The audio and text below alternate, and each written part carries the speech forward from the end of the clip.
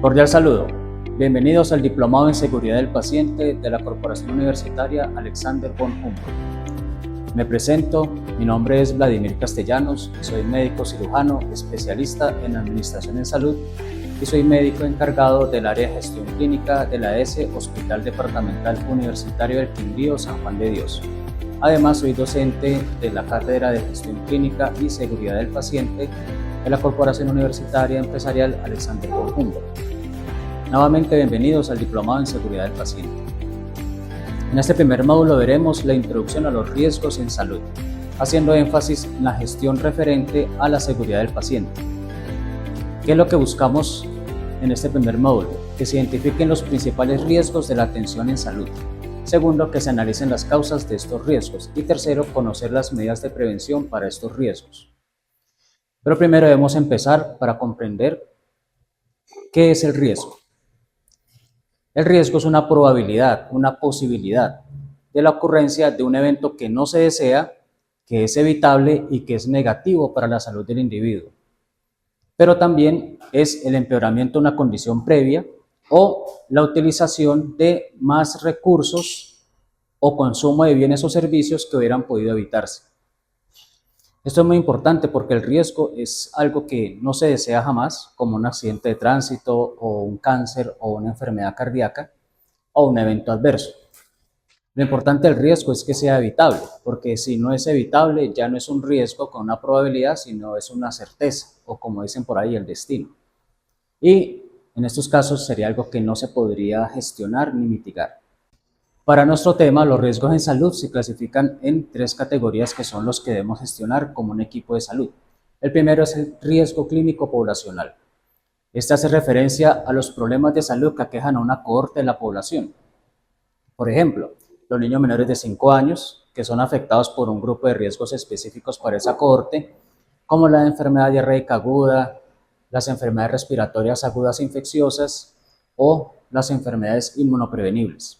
Entonces, este riesgo clínico poblacional es el que se gestiona mediante los programas de intervenciones colectivas o los programas de salud pública del Estado o que las propias EPS también pueden participar.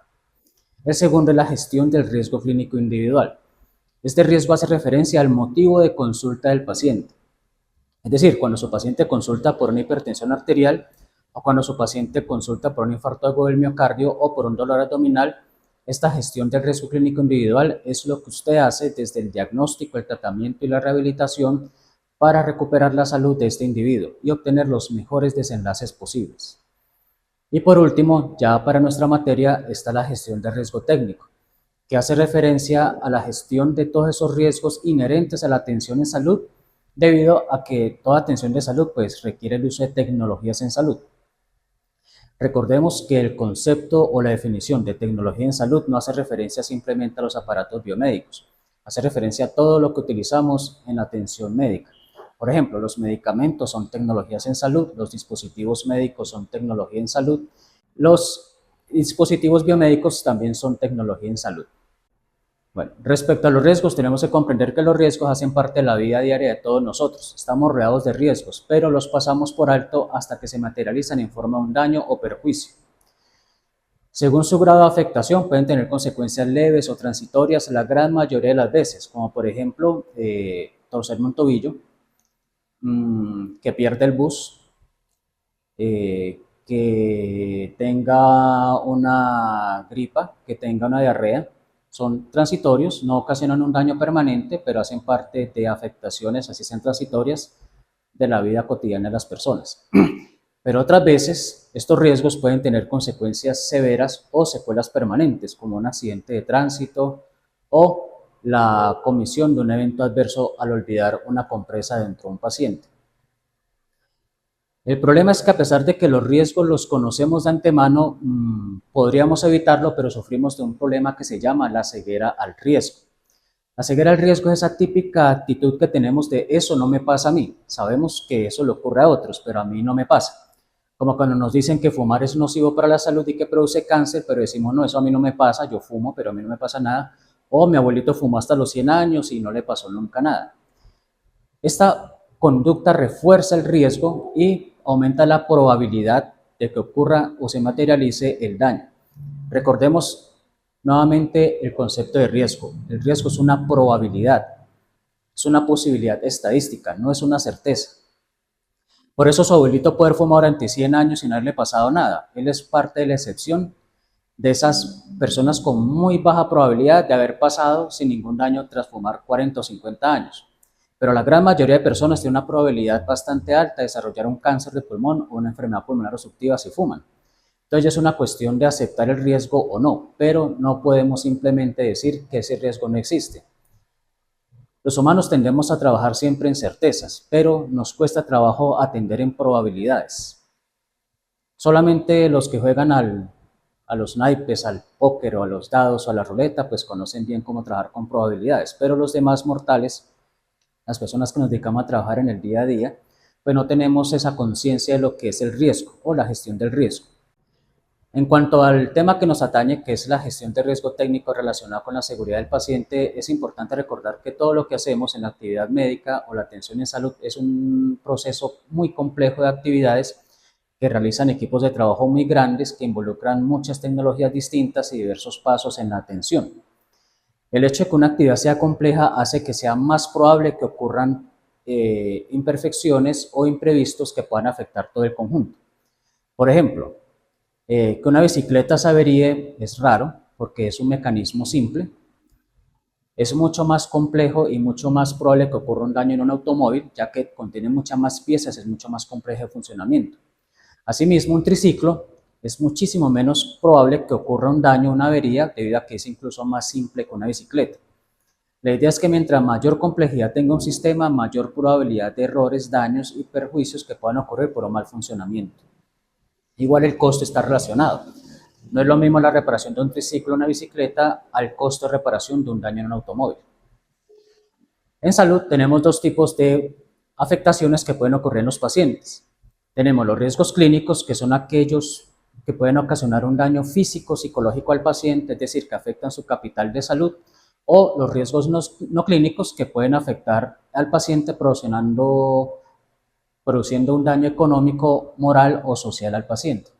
Por ejemplo, la cancelación de una cita de un paciente no le hace un daño físico necesariamente al paciente, a menos que afecte la oportunidad de la atención, pero supongamos que es por una enfermedad que no es grave, el paciente pierde la cita y se la dan a los 4 días siguientes. Nos afecta mucho su capital de salud, pero si el paciente es una persona que vive del día a día, de su jornal diario en Génova, y tiene que trasladarse hasta Armenia o hasta un municipio mucho más distante de su lugar de origen, pagar pasajes y ese día no produce y pierde la cita por un error de la institución o del médico, pues es un daño que se le está haciendo al paciente y eso es un riesgo no clínico, eso es un daño que se hace al paciente y como veremos más adelante también se clasificaría como un evento adverso. Ahora bien, ¿qué debemos hacer para poder gestionar estos riesgos técnicos que pueden afectar a los pacientes? Hay una serie de pasos que todos debemos realizar.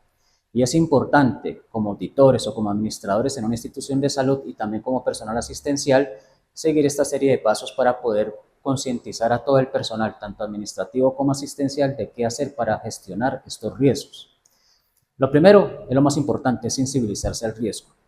Si yo no veo ese riesgo, si yo no lo considero como algo importante, pues no existe para mí y no haré nada al respecto. Por ejemplo, en un hospital donde yo trabajé, los pacientes se broncoaspiraban. Viejitos, abandonados por lo general, pero también personas con familia se broncoaspiraban y morían por esa causa. Pero el personal no lo veía como un problema, como una probabilidad que podría gestionarse y evitarse, sino que lo veía más como una inevitabilidad de la vida. Por lo tanto, no se hacía mucha cosa con eso.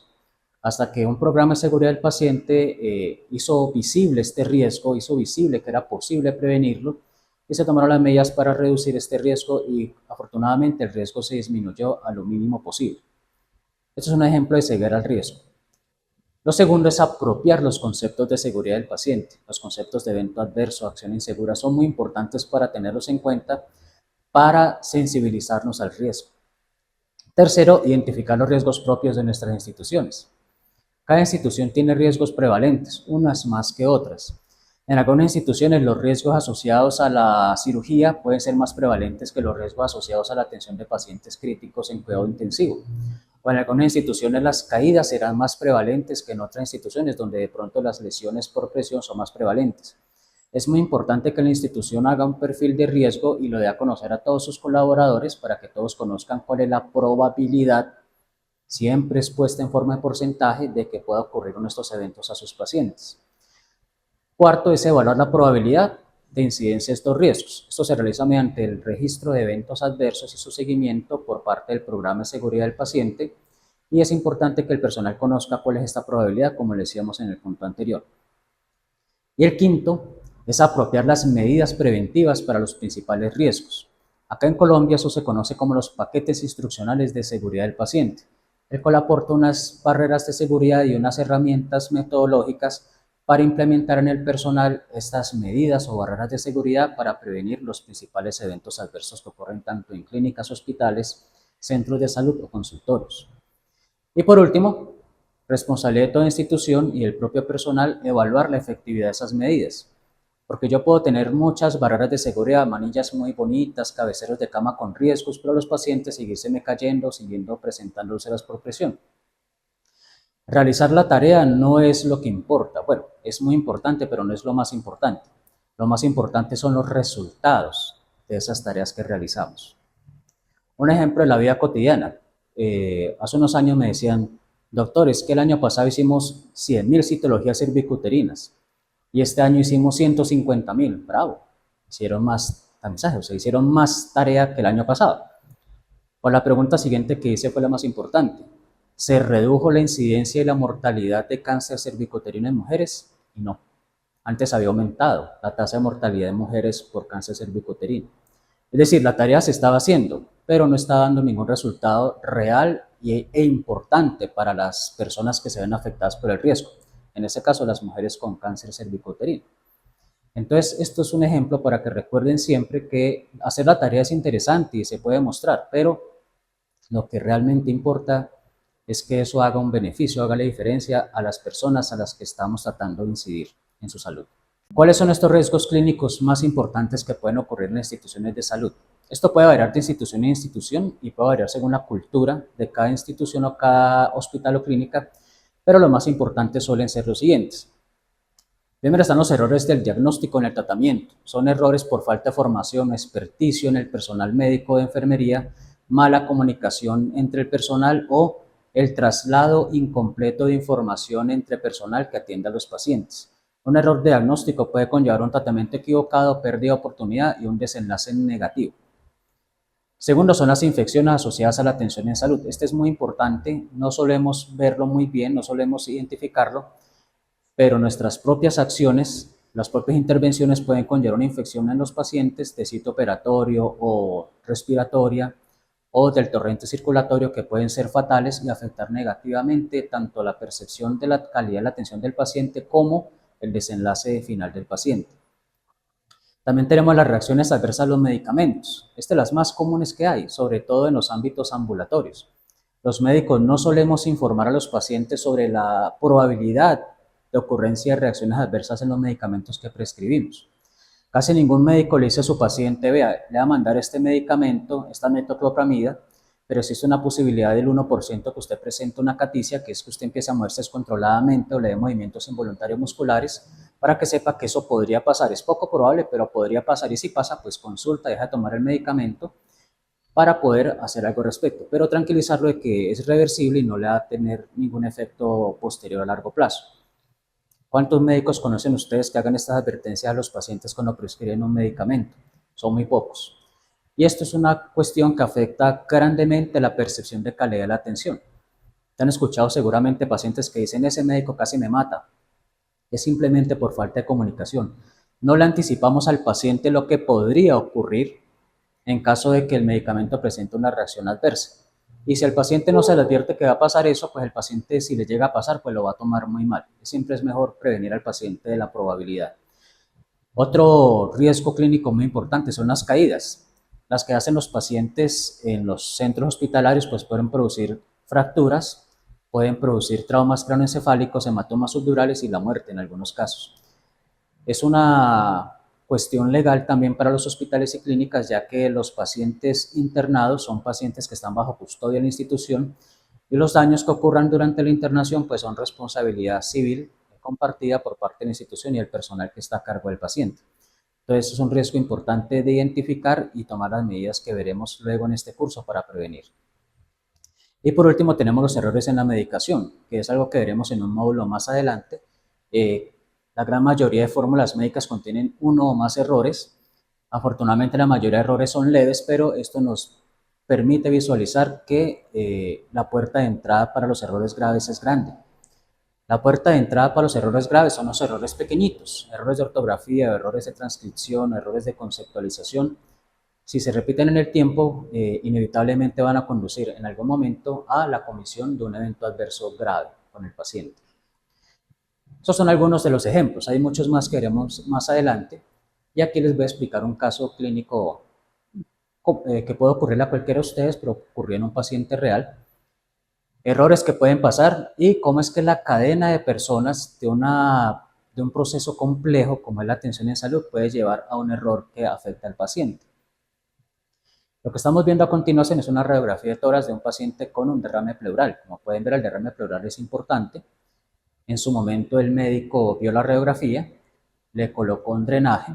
No hablaré sobre el drenaje, también tenía un problema el drenaje, pero es parte del evento adverso, pero no hace parte de lo que vamos a hablar acá.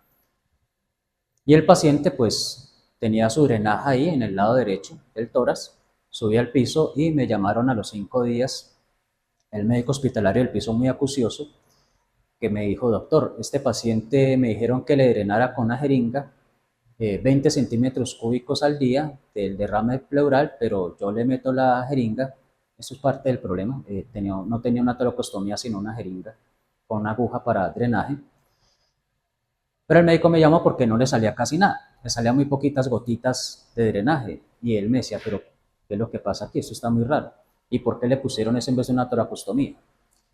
Yo como médico de seguridad del paciente pues acudí a ver al paciente, vimos el paciente, lo examinamos, vimos la radiografía, volvimos a examinar al paciente y nos dimos cuenta de un pequeño detalle. El detalle es que aquí ven, la radiografía está marcada como que ese es el lado derecho. Pero eso que estoy señalando ahí, en realidad, es la aurícula derecha. Entonces, en ese momento nos preguntamos, ¿qué es más probable? ¿Que el paciente tenga una destrocardia o que hayan trocado la lateralidad de la radiografía? Obviamente, lo más probable es que hayan trocado la lateralidad. Fuimos con el paciente en persona, bajamos, hicimos que tomara la radiografía en nuestra presencia y que la marcara en nuestra presencia su lateralidad, y esto fue lo que resultó. La radiografía estaba marcada al revés. El problema fue que el médico especialista de urgencias no examinó al paciente, no le hizo auscultación, no le hizo percusión en el tórax, simplemente se confió de lo que estaba marcado en la radiografía y le puso ese drenaje en el lado derecho. Le salió líquido porque el paciente sí tenía un pequeño derrame pleural.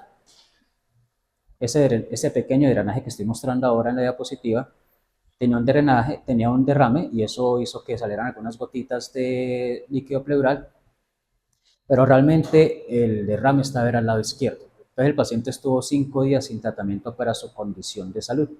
Todo por un error. Y vean cómo fue la cadena del error. El médico mandó la radiografía, como que no examinó al paciente al principio. El técnico nos contó que él tomó la radiografía, pero se le olvidó colocar una monedita que él siempre colocaba para marcar la lateralidad del lado derecho. Él, en vez de avisar que no sabía dónde estaba el lado derecho, simplemente adivinó y lo puso en cualquier lado sin informar, mandó la placa así al especialista, el especialista no leyó la placa, simplemente confió en lo que decía ahí, no vio la aurícula derecha, no percutió al paciente, no lo auscultó y procedió a realizar el procedimiento, violando así uno de los principios fundamentales de los procedimientos médicos. Cuando usted realiza un procedimiento médico, primero tiene que saber dónde lo está haciendo antes de introducir algo. Y él, al no realizar esa conducta recomendada, pues cometió ese error y afectó la salud del paciente. No de forma permanente, pero sí cometió un retraso importante en la resolución del tratamiento de la patología del paciente. Luego, con esto podemos ver que la prevención de estos errores en la atención es una obligación ética y legal, es decir, no lo hacemos porque sí. Éticamente tenemos la obligación de prevenir estos errores, ya que en el juramento hipocrático que hacemos todos está la cuestión de no hacer daño, además de hacer siempre el bien. Pero para no hacer daño a los pacientes no se requiere simplemente jurarlo en el día de la graduación, sino que también se requiere una aproximación sistemática con un método, con un procedimiento estandarizado para identificar y gestionar estos riesgos. Estos son los programas de seguridad del paciente.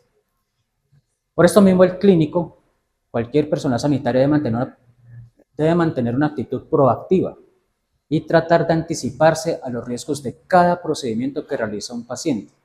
Por cada procedimiento nos referimos en la ronda médica, es importante identificar que ese paciente al que está examinando sí es. En la ronda misma verificar que la gente le está dando información del paciente que sí es y que la información sea correcta. En la consulta también es importante verificar que el paciente sea el que realmente se está atendiendo, que la historia clínica tenga el registro correcto, en la historia correcta, en el paciente correcto. Vean que en todos los procedimientos siempre se debe cerciorar de que se esté realizando correctamente el procedimiento, anticipándonos a los riesgos propios de cada tipo de atención. En el caso de la colocación de toracostomías, pues el riesgo más importante es meterlo donde no es, entonces la verificación de la lateralidad es muy importante, como vimos en el ejemplo anterior. Y así todos los procedimientos que se realizan en salud tienen riesgos inherentes al cual debemos anticiparnos. Por ejemplo, la colocación de medicamentos intravenosos por parte del personal, pues tiene como riesgos principales la flebitis, la infección de la flebitis bacteriana, tiene el riesgo de colocar el medicamento al paciente equivocado y por ello cuando se colocan medicamentos intravenosos hay que aplicar varias medidas de prevención que veremos más adelante en otro módulo para poder evitar o prevenir un evento adverso o una equivocación grave. Ahora, ¿por qué es tan importante para el sistema y para la sociedad que se mitiguen o se prevengan estos riesgos? Tiene que ver con como decíamos, el principio hipocrático de primero no hacer daño. No es solamente hacer el bien, que eso es lo que nos entrenan en las facultades de medicina y enfermería, en las escuelas de auxiliares de enfermería. Es también evitar hacer el daño, pero no es simplemente no tener la intención de no hacer daño, es hacer algo al respecto, porque el daño generalmente cuando se trata de atenciones médicas es involuntario. Por ello se requiere que la prestación de estos servicios que damos sea siempre con ética y responsabilidad. Ahora, ¿qué es lo que afectamos cuando ocurre un evento adverso? Afectamos el capital de salud. El capital de salud de las personas es esa cantidad de potencialidad de autonomía que tiene el paciente. Es decir, qué tanta capacidad tiene el paciente de llevar una vida autónoma y de poder realizar su plan de vida. Cuando somos pequeños tenemos poca autonomía porque nos tienen que alimentar, cambiar de pañales y llevar de un lado para otro. Pero a medida que vamos creciendo y aprendiendo sobre este mundo, pues vamos adquiriendo cada vez mayor autonomía. Nuestros cuerpos se van desarrollando y nuestra salud se va reforzando y eso nos permite cuando llegamos a la adultez, cuando somos adultos jóvenes, pues tener la mayor capacidad y eso se refiere a la mayor capital de salud que podamos tener para realizar los planes de vida que queramos. Ser futbolista, ser médico, ser abogado, es decir, lo que querramos, tener hijos o no tener hijos, etc. Cuando nos enfermamos hay una afectación de ese capital de salud. Cuando tenemos diarrea o gripa, pues se nos produce una afectación temporal de ese capital de salud, por eso nos incapacitan, no vamos a trabajar y eso es lo que nos pagan las EPS. La incapacidad, recordemos en las EPS, es un pago o es un reconocimiento o un resarcimiento por esa pérdida del capital de salud transitoria que tuvimos que nos impidió ir a trabajar y eso es lo que nos pagan con las incapacidades. Entonces ese costo o ese valor de la incapacidad que nos pagan es la traducción en dinero de esa pérdida transitoria del capital de salud. Pero hay otras circunstancias o eventos que pueden producir una pérdida permanente del capital de salud. Por ejemplo, imaginemos un niño que no lo vacunan contra la polio, el niño adquiere la poliomielitis y queda cojo o queda con una afectación de la movilidad de las extremidades inferiores para toda la vida. El niño podría querer mucho ser futbolista, pero ya no. Y ya va a tener que depender de ortesis y de otras personas para poder desplazarse de un lugar a otro. Esa ya es una afectación permanente del capital de salud. No es la más grave de todas, pero afecta considerablemente. Otra afectación del capital de salud, por ejemplo, es la asfixia perinatal. Supongamos que no se identifica el estado fetal insatisfactorio en un feto, no se haga la atención oportuna a ese sufrimiento fetal y el niño nace con asfixia perinatal que le repercute en una hipoxemia y en una enfermedad encefalopática hipoxémica. Ese niño va a tener un capital de salud muy reducido para toda su vida, va a ser completamente dependiente si es que sobrevive, y ese niño, toda su potencialidad se habrá ido al traste, pues en este caso debido a errores en la atención, aunque en otros casos por supuesto no es por errores de la atención, es simplemente una complicación de la enfermedad, pero el punto aquí es que el capital de salud se ve severamente afectado. Por esa razón es que en las demandas civiles, en los procesos civiles de responsabilidad, lo que nos cobran en la demanda como resarcimiento en dinero es básicamente la traducción de esa potencialidad, de ese capital de salud en metálico, en dinero. Por eso es mucho más costoso perder la demanda de un niño que la de un anciano. Básicamente, eso es lo que se refiere al capital de salud. Y esto es lo que cuidamos en la seguridad del paciente, porque nuestros errores en la atención pueden producir daños permanentes en los pacientes, daños severos que afectan este capital de salud. Recordemos el caso del manager vallenato que tenía un riñón malo y uno bueno, fue una clínica muy prestigiosa, y le sacaron el riñón bueno y le dejaron el malo. Un gran problema. Le dejaron, no tenía insuficiencia renal antes, pero tras la cirugía quedó con insuficiencia renal. Y luego todo el rollo para poder recuperar eso fue un problema y el paciente igual no quedó como estaba antes. Y aquí vemos un ejemplo de afectación del capital de salud. Por eso es tan importante para las instituciones y para el personal de salud enfocarse en identificar los riesgos, como les decía, evitar la ceguera al riesgo y realizar todas las medidas necesarias de manera ética y responsable para prevenir la ocurrencia de estos errores y los eventos adversos. ¿Por qué razón? Porque además de el daño físico que ocurre en el paciente y afectando su capital de salud, los eventos adversos tienen otro problema, que es que dañan la confianza en el sistema, dañan la confianza en el personal de salud y en las instituciones. Recordemos que la autonomía que tiene el sector salud para establecer sus propias reglas y tener tribunales de ética médica independientes de los tribunales administrativos y judiciales es porque la profesión establece una serie de estándares para cumplir, estándares de buena práctica, y el hecho de que nos permitan tener esta autonomía se sustenta en la maestría técnica, que es el hecho de que estudiamos 6 o 7 años para ser médicos o 5 o 6 años para ser enfermeras. La confianza se sustenta en que la sociedad confía en que hacemos lo que se debe hacer, porque se supone que nos actuamos de manera ética y responsable. Y el otro supuesto es la autorregulación. La sociedad confía en que nosotros nos autorregulamos a través de la gestión de eventos adversos, los comités de ética médica, los CODES, etc. Y confía en que aprendemos de nuestros errores y buscamos la forma de aprender de los errores para que no vuelvan a ocurrir, pero también evitar que ocurran estos fallos en la atención. Esto es lo que sustenta la confianza del público en el sistema de salud, en los médicos, en las enfermeras. Luego, los eventos adversos son un golpe importante a esta confianza del público y afectan, como hemos visto, y han estado afectando la confiabilidad que tienen las personas en nosotros. Y eso hace que las personas empiecen a buscar por internet y busquen terapias alternativas y otras cosas de ese estilo, debido precisamente a la pérdida de la confianza en la medicina alopática.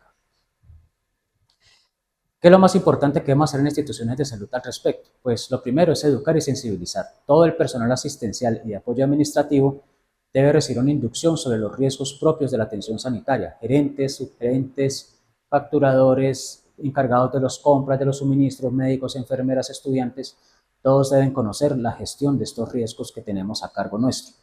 Lo segundo es que haber un enfoque proactivo, para que las personas adopten de manera voluntaria y por convicción las medidas de seguridad estandarizadas.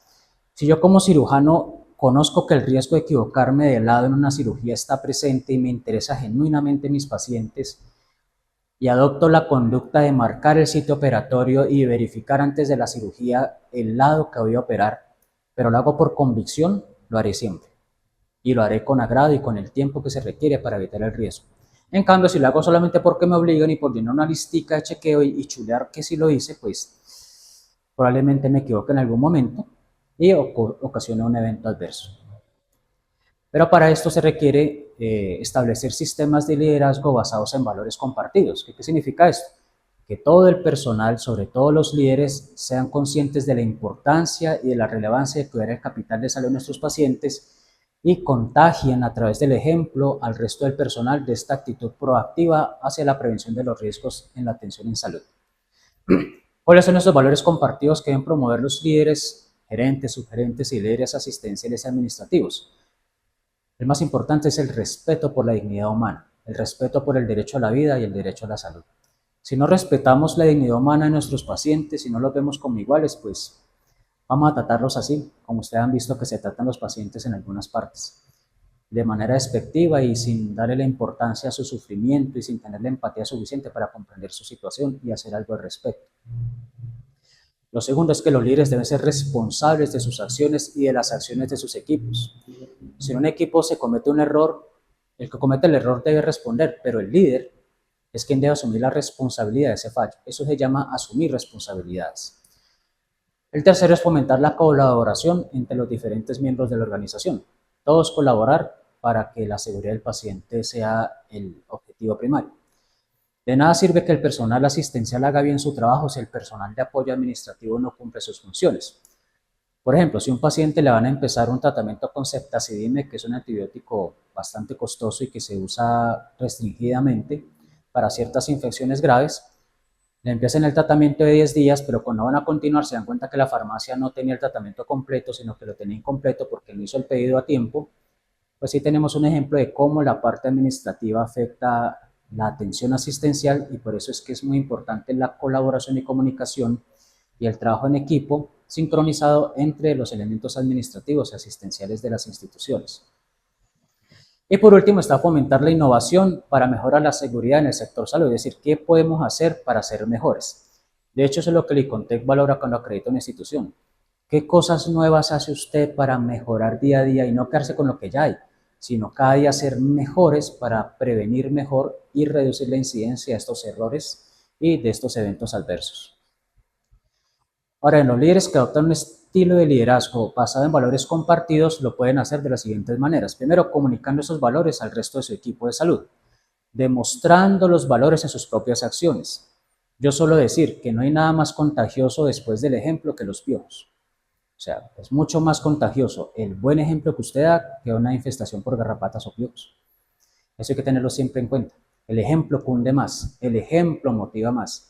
Pero si usted es un líder que no cumple con los horarios, no cumple con las medidas de seguridad, no se lava las manos, no realiza la identificación de pacientes, no identifica a los pacientes por su nombre, no por el número de cama, pues esos valores no se van a compartir. De hecho, esos valores negativos son los que se van a compartir con su equipo y no los valores ideales para prevenir los riesgos en la atención en salud. Y por último, se necesita crear un entorno en que los profesionales en salud se sientan seguros de hablar sobre seguridad. Esto se refiere a la cultura justa de la seguridad, en la cual reconocemos que el error humano es inherente a nuestra condición humana, y a la prestación del servicio de salud, y que los errores no se deben ocultar, se deben comunicar para analizar sus causas, educar a las personas que atienden pacientes que sus errores no simplemente provienen de un error propio de la persona, sino que también tienen un componente administrativo o falla latente que permite que el error ocurra, se manifieste y que eso desemboque en un evento adverso o no. Eso lo haremos más adelante en otro módulo. Ahora, ya hablando de la seguridad del paciente como tal, hay que recordar que dentro de la teoría de motivación humana, en la pirámide de Maslow, la seguridad está dentro de los pilares más altos, dentro de lo que es la escala de necesidades humanas. El primer pilar es las necesidades fisiológicas, no tener frío, no tener hambre, etc. Y después de estas viene lo que es sentirse seguro. Luego vienen las otras, como congeniar con otros seres humanos, tener amigos, tener novia. Luego viene la realización personal, el reconocimiento y la autorrealización. Pero la seguridad está en el segundo bloque, en el segundo pilar de necesidades de todos los seres humanos. La seguridad es de las cosas más importantes de las que tenemos necesidad como seres humanos y como sociedad. Ahora, la atención médica actual es un logro humano muy importante por todos los avances que hemos tenido. Pero comparado con décadas previas, a medida que avanza la tecnología y la efectividad, también están aumentando los problemas de eventos adversos. Eso está relacionado más que todo con la deshumanización de la atención. Cada vez somos menos humanos, hablamos menos con los pacientes, tenemos menos empatía y confiamos más en la tecnología de los laboratorios, la radiografía, las tomografías, los exámenes diagnósticos complementarios, etc. Ejemplo, el que vimos con la radiografía de tórax que vimos hace un momento. ¿Ven? No se habló al paciente, no se tocó al paciente, simplemente se confió en la radiografía y pues eso es un ejemplo de deshumanización. Entonces estos avances tecnológicos pues han llevado a que los errores en la atención aumenten con respecto a años anteriores, a décadas anteriores. Como ya les había dicho, esto afecta la confianza del público en el sector. Por eso es importante y por eso la OMS y todos los estados responsables del mundo han empezado a tomar acciones desde hace aproximadamente 20 años para concientizar y mejorar la seguridad en la atención en salud. A medida que estos equipos de salud son más complejos, porque ya tenemos además del médico general y de especialistas, subespecialistas y subsubespecialistas y muchos más profesionales involucrados en el cuidado, pues se requiere contar con procesos estandarizados y ciertas rutinas de seguridad para reducir estos errores. Estas rutinas de seguridad es lo que llamamos barreras o medidas de seguridad. Ahora bien, no solamente tener las rutinas de seguridad o los procesos o las tecnologías, porque cuidar es una actitud. No es solamente hacer lo que yo tengo que hacer, sino la motivación intrínseca, la actitud proactiva de cuidar a mi paciente, de interesarme por el paciente, de la empatía, de ponerme en los zapatos de ese paciente que está sufriendo y me ve a mí como médico, enfermero, como una esperanza para aliviarse, poder recuperarse y volver con su familia y volver a su vida. No es simplemente hacer las cosas porque me toca. Lo más importante de este diplomado es que ustedes adquieran esa actitud, al menos la semilla de la actitud, y la puedan contagiar, cundir a sus demás compañeros, a sus demás subalternos. Ahora bien, para el Ministerio de Salud, ¿qué es la seguridad del paciente? Es un concepto complejo, pero vamos a desglosarlo. Es un conjunto de elementos estructurales, procesos, instrumentos y metodologías basados en la evidencia. ¿Qué quiere decir esto? Que los programas de seguridad del paciente, que son esas estructuras, porque los programas de seguridad del paciente suelen ser un procedimiento dentro de un proceso más grande que la gestión del riesgo en toda institución en salud, tienen que trabajar con modelos basados en la evidencia. De hecho, los mismos paquetes instruccionales del Ministerio de Salud que contienen todas las medidas de prevención de eventos adversos recomendadas por el Ministerio, pues son medidas basadas en evidencia o al menos en experiencias exitosas. Todas estas medidas basadas en evidencia lo que buscan es minimizar o mitigar el riesgo o a veces hasta evitarlo del todo, evitar la probabilidad o riesgo de sufrir un evento adverso en el proceso de atención o al menos reducir o mitigar las consecuencias del evento adverso, porque a veces no podemos evitar que el daño ocurra, pero sí podemos evitar que empeore. Recuerden que el concepto de riesgo es la probabilidad de que ocurra el evento, pero también es el empeoramiento de la condición previa. Ahora bien, hay que recordar que la seguridad del paciente es parte de la medicina y de la enfermería, como cualquier otra asignatura, como la fisiología, como la anatomía, como la farmacoterapéutica. Es una parte esencial del quehacer médico. Recordemos que el juramento hipocrático tiene dos mitades: hacer el bien y no hacer daño. Hacer el bien es lo que hacemos en la facultad todos los días que aprendemos: anatomía, fisiología, fisiopatología, patología, bioquímica, farmacoterapéutica, laboratorio, etc.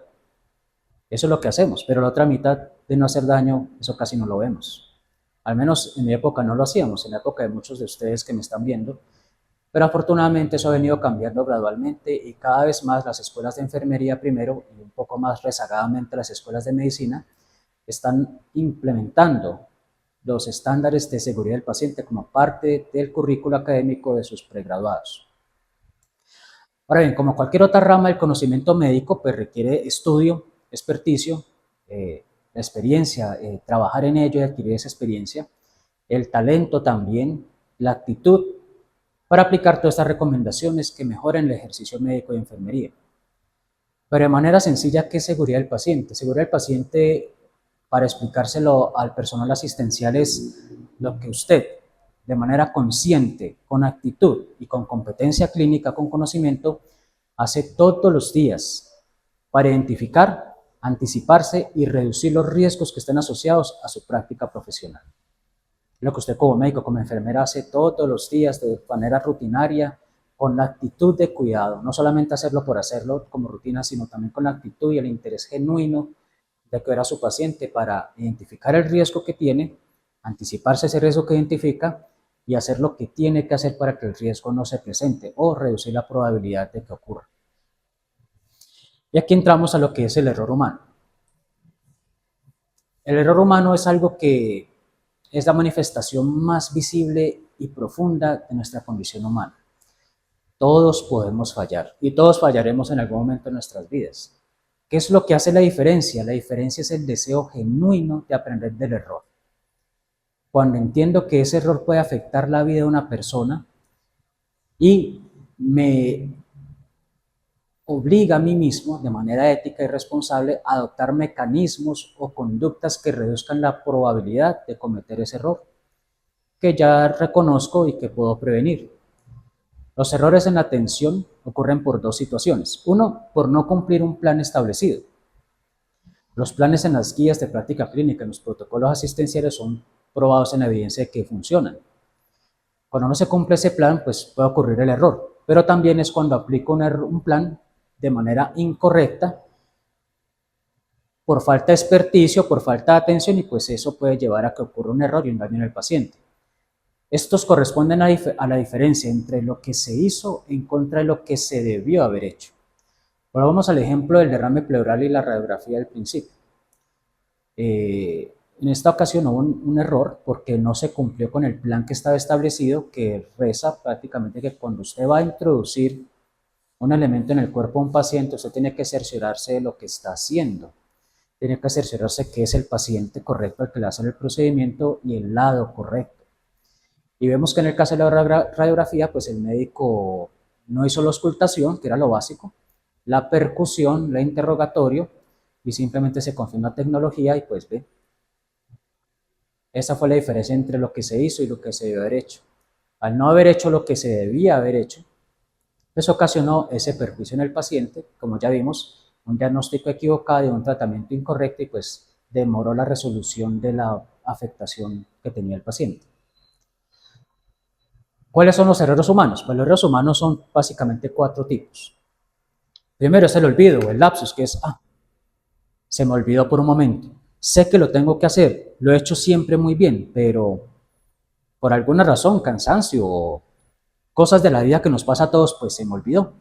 Por ejemplo, yo siempre cargo las llaves del carro cuando salgo de la casa, pero hoy se me olvidaron. Son lapsus, puede pasar. Ese es inherente a la condición humana y es el tipo de error más común que ocurre tanto en la vida diaria como en la atención de salud. También tenemos los despistes o los deslices. Este es diferente porque esto ocurre cuando hay una distracción o no pongo atención en lo que estoy haciendo.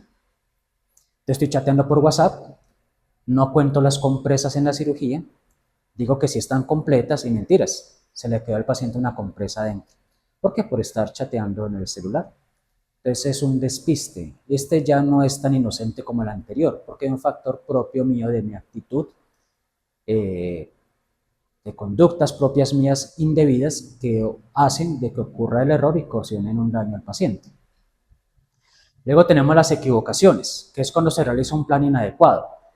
Cuando se falla en la realización de la tarea no produce el resultado esperado, porque yo no soy el competente para hacerlo o no tengo la formación o la experiencia o aplico mal la regla.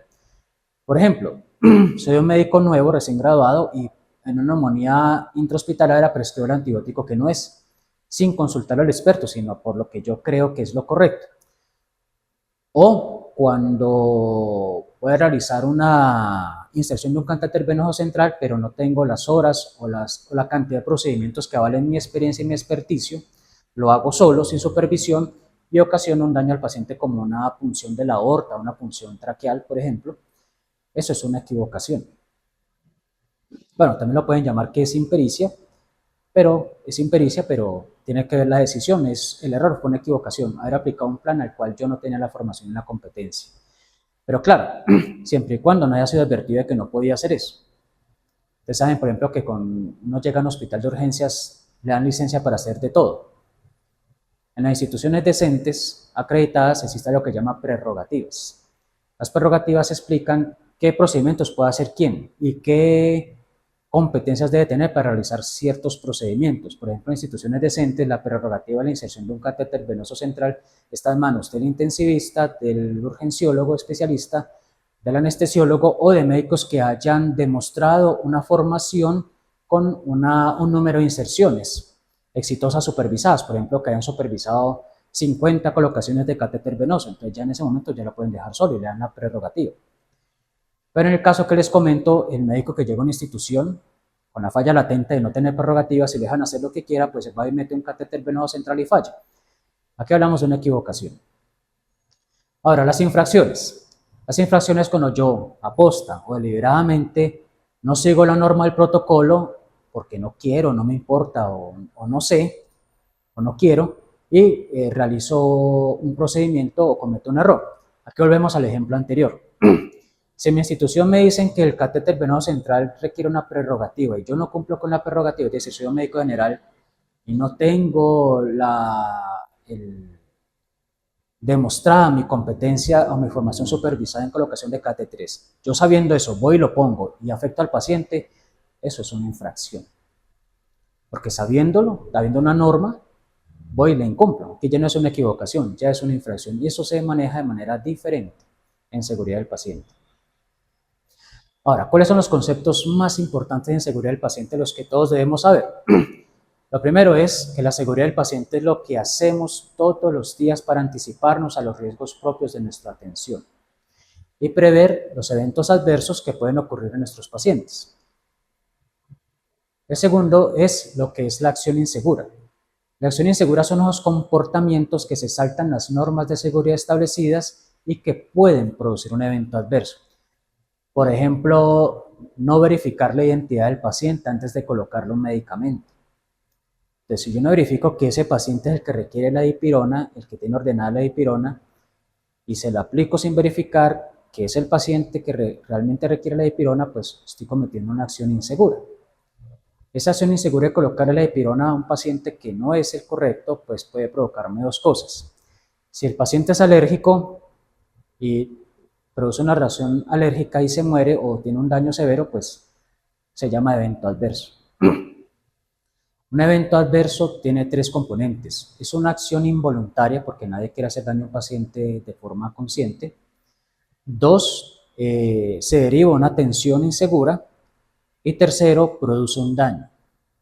Eso es un evento adverso. Como vemos, si yo al paciente le coloqué dipirona, pero no era el paciente que la tenía indicada y tenía una alergia, es un evento adverso porque le provoca una alergia. Pero supongamos que es alérgico y le coloco la dipirona, pero no le pasa absolutamente nada al paciente por cosas de la vida. Aquí ya se llama un incidente, porque igual, tiene tres componentes. No es voluntario, no quería hacer daño al paciente. Se deriva una tensión insegura. La acción insegura fue meterle una dipirona a un paciente que no era y era alérgico, pero no hubo daño. Este incidente no ocasiona daño, pero es una alerta, como le decimos coloquialmente, la sacó barata. Es una alerta que debe identificarse de que algo está mal en el proceder que estoy realizando. Esta vez me equivoqué y no pasó nada, pero me indica que estoy cometiendo errores, que seguramente no es la primera vez que ocurre, que podrían desembocar eventualmente en un evento adverso. Y las barreras de seguridad pues son esas acciones, estructuras, personas o funciones que buscan evitar que las acciones inseguras se conviertan en eventos adversos. Entonces, por ejemplo, para el caso anterior de la dipirona en el paciente equivocado, hay barreras de seguridad, como la fórmula médica digital en el cual aparece el nombre del paciente.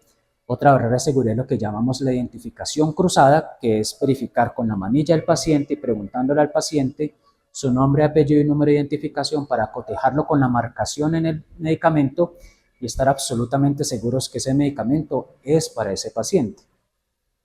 Puede haber hasta una barrera extra, que haya una marquita en la manilla o un identificador del paciente que le advierta que es alérgico a la dipirona, pero bueno, eso ya depende de la cultura de cada institución.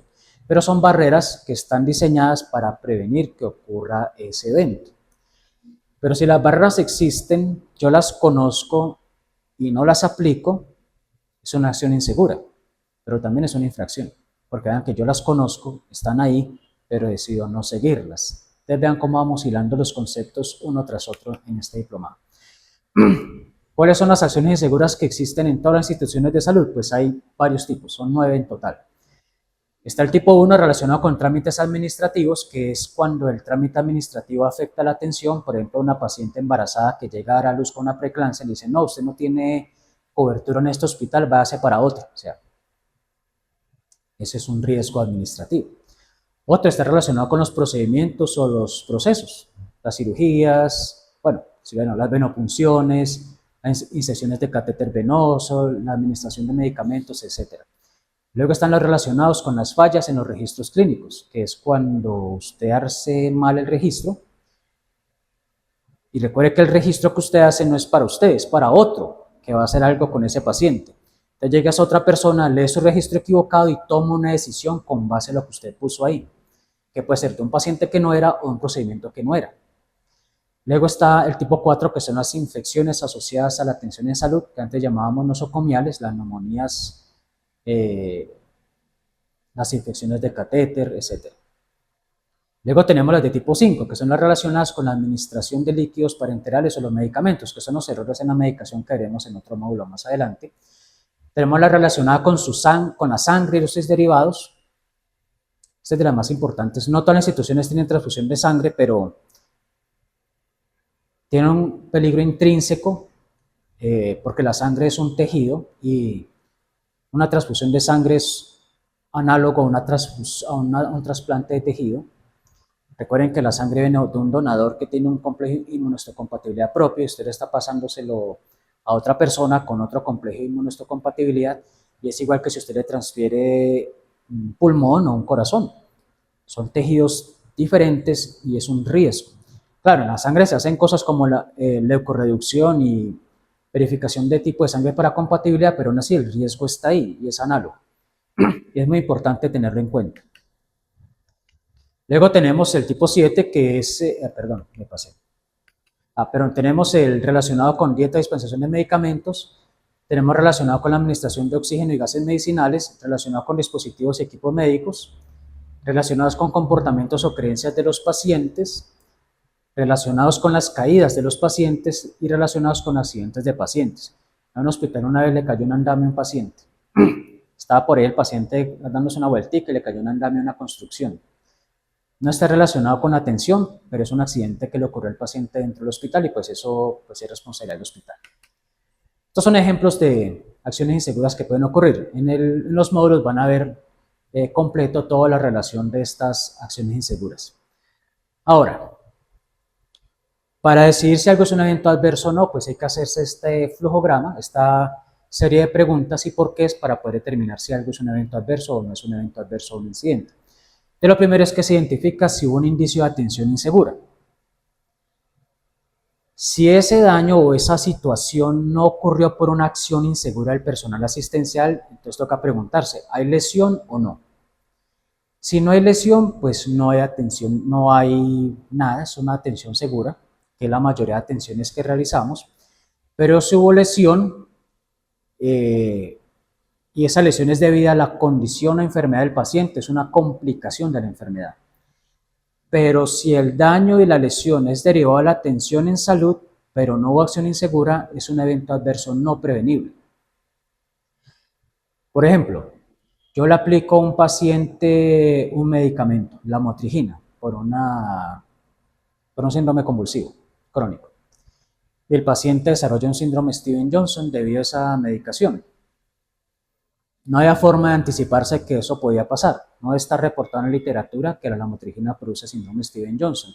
Es una cuestión de 1 en 1.000.000, le tocó a ese paciente, no hubo atención insegura, la lamotrigina estaba bien indicada, era el paciente que la requería, la dosis y el medicamento está bien indicado para la patología, pero desafortunadamente el síndrome Stevens-Johnson ocurrió fue por la administración del medicamento, pero no hubo una atención insegura, no hubo una acción insegura. Esto es lo que llamamos evento adverso porque, vean, cumple la tríada. No fue intencional, se derivó de la atención, de la administración del medicamento, pero produjo un daño. Solo que aquí se le coloca el apellido de no prevenible, es decir, no podemos haber evitado que ocurriera. Igual puede pasar en cirugías, donde tengo una cirugía, ocurre un daño por la cirugía, pero un daño con un riesgo intrínseco a la cirugía, y pues no se puede haber previsto con todas las medidas de seguridad disponibles en la literatura o conocidas. Por ejemplo, estoy operando a una paciente muy obesa de la vesícula y entro a la vesícula y hay mucha grasa visceral, no puedo disecar bien los tejidos y yo soy un cirujano muy experimentado con más de 1000 horas en el quirófano o más de 1000 colecistectomías en toda mi vida profesional y por un pequeño error me llevo el cístico, el conducto cístico, una pequeña punción, pero no la puedo ver porque está lleno de grasa. Reseco lo que tengo que resecar, cierro y a los meses aparece la fístula biliar. Tenemos que abrir la paciente y encontramos que hay una fístula por esa pequeña lesión. Es un ejemplo de evento adverso no prevenible. Entonces, en esta cirugía, por ejemplo, vemos que era difícil el acceso, difícil la resección de tejidos, el médico era competente, experimentado, pero un pequeño error no advertido, difícilmente puede haberse prevenido, resultó en un daño al paciente porque hubo que reintervenirlo, por eso lo llamamos evento adverso no prevenible. Ahora, por el otro lado, si sí hubo un indicio de atención insegura, pero no hubo lesión, es un incidente, como vimos en el ejemplo del medicamento de la dipirona. Pero si hubo una atención insegura, una infracción a las reglas, o una lapsus, o cualquier otro tipo de error, y debido a ello ocurre una lesión, eso lo llamamos evento adverso prevenible, porque podría haberse hecho algo para evitar que ocurriera. Vamos a ver unos cuantos ejemplos. Este es un paciente que fue programado para osteosíntesis de fémur, anestesia lo ve, y coloca en la historia clínica, errores de registro. Coloca en la historia clínica solicitud de hemoderivados según protocolo de la especialidad tratante. Luego llega el especialista quirúrgico de ortopedia y dice, no, yo no pido la sangre porque me imagino que anestesiología lo pide.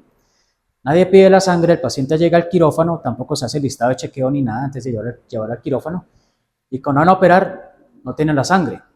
¿Qué hacemos? ¿Lo cancelamos? De pronto sí, pero también pueden salir corriendo y traer la sangre. Esto es un incidente, pues si se hubiera cancelado hubiera sido evento adverso. En este caso no se canceló, fueron por la sangre de buenas que le encontraron, sin reserva, y pues pudieron proceder. Esto es un ejemplo de incidente. Vean la acción insegura. No me toca a mí, no me toca a mí, y aquí es donde entra el concepto de falla latente, porque la institución no había establecido un estándar de quién debía pedir la sangre en una preparación de cirugía.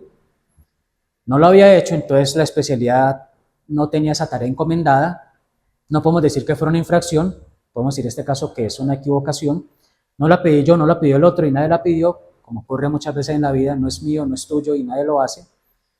Y, bueno, mi papá decía, que ya es muy viejito, entre pelea de burros el que pierde es el arriero. Entonces, en este caso, el paciente es el que casi pierde. A la final, al hospital le tocó establecer un estándar que el único que podía pedir reserva de hemoderivados y el responsable de hacerlo era anestesia. Entonces, si ya le terminaron una responsabilidad, pues se puede, al implementar esta barrera de seguridad, pues se puede evitar que ocurra este evento adverso. Este es otro ejemplo que es idéntico al que les decía de la dipirona. Paciente de 19 años que le suministra por error medicamento a otro paciente dipirona. La familiar observa que en el nombre de la jeringa le corresponde a otro paciente, informa al médico, suspende el paso del medicamento, van y observan al paciente, no le pasó nada. La paciente es alérgica a la dipirona, pero no sé, por cosas de la vida la dipirona no le hizo la alergia y no le pasó nada. Este es un caso de incidente.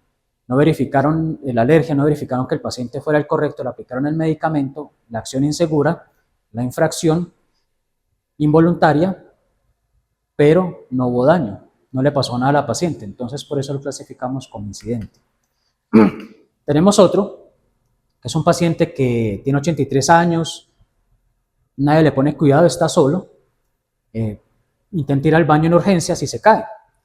Al caerse se lesiona el brazo derecho, tiene una laceración, se inmoviliza, se cubre con vaselina, se sabía que era de alto riesgo porque estaba clasificado, tenía permiso por acompañante, pero no había identificado que ese viejito tenía un delirium. Está desorientado, estaba solo, no había sido manejado su delirium, no estaba sujetado a la cama con un inmovilizador y ese fue el problema. Entonces, ¿qué vemos aquí? Hay algunas acciones seguras que se hicieron. La identificación del riesgo, la orden de acompañante, no se cumplió porque el viejito estaba solo en la vida. pero les faltó, no fueron suficientes, porque el viejito tiene un delirium y no se aplicó otra valoración que en algunos hospitales está estandarizado, en otros no, depende del nivel de cultura y seguridad del paciente, pero en este hospital sí estaba estandarizado que a todo mayor de 65 años se le debe realizar una escala CAM para detectar la desorientación propia del delirium. En este caso el médico no la hizo, sabiendo que debía hacerla, por lo tanto pensaron que era un viejito que estaba viejito pero normal. Pero el viejito entre la desorientación se paró para ir al baño, sin pensar dónde estaba, que está en una cama alta, y pues saltó la baranda y se cayó y se lesionó. Este es otro ejemplo de evento adverso, y vean que es prevenible, porque si se hubiera realizado la identificación del delirium, se hubiera primero buscado la causa del delirium, una isquemia o una infección de orina, lo que haya sido, y además la sujeción del paciente para evitar que se moviera involuntariamente, y también a veces toca hacer sedación para evitar que se agite el paciente y se pueda caer. Este es otro ejemplo de evento adverso, y esta vez prevenible. Compre la triada. Una acción insegura. Hubo acciones seguras, pero no las suficientes. Pero hubo acciones inseguras, que fue no identificar el delirium. No fue voluntario, otra parte de la triada de evento adverso, y hubo un daño. Entonces, como vemos, fue un evento adverso. Pero en este caso, con el apellido de prevenible. Se hubiera hecho la identificación del delirium y haber hecho lo que tiene que hacerse con un paciente con delirium, pues seguramente no se hubiera caído el paciente. Luego tenemos otras acciones inseguras. Por ejemplo, aquí vemos que en la foto hay una señora con una sonda nasogástrica y una bolsa de Biaflex donde viene la solución de salina normalmente, y buscan hacer de ahí el drenaje del líquido gástrico. De una paciente con lavado peritoneal, secundaria a peritonitis, que estaba en UCI por falla ventilatoria con oxígeno CPAP. La paciente presenta agitación psicomotora, emesis. Le colocan la sonda orogástrica para poder prevenir que la emesis desemboque en una broncoaspiración, pero resulta que esas bolsas solo pueden aguantar 500 centímetros. Perdón. Bueno, en este caso lo que pasó fue que la paciente no se le verificó que la sonda estuviera bien colocada. La paciente tenía delirium, pues vean cómo estaba. Se fue sacando la sonda sin que se dieran cuenta y vomitó.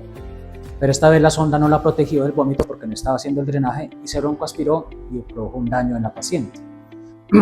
Aquí vemos otro problema. ¿Qué acción insegura hubo? No se verificó la posición de la sonda. Se dejó mal puesta. No sirvió a su propósito de drenar el estómago para evitar que se acumulara material gástrico y vomitara a la paciente. Al no hacerlo correctamente, la paciente vomitó y se broncoaspiró. Aquí vemos otra vez la tríada del evento adverso.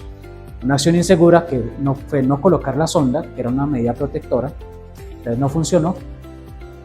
Fue involuntario y produjo el daño de la broncoaspiración, que puede provocar la muerte o una neumonía aspirativa que también es grave.